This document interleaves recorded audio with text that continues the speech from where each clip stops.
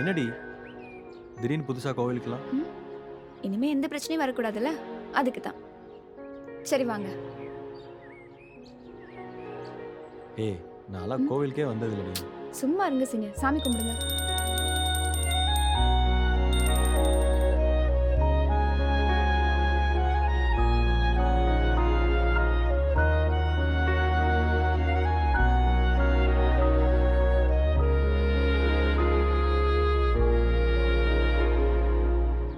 Senior, ம் நம்ம இந்த கோயிலே கல்யாணம் பண்ணிக்கலாமா?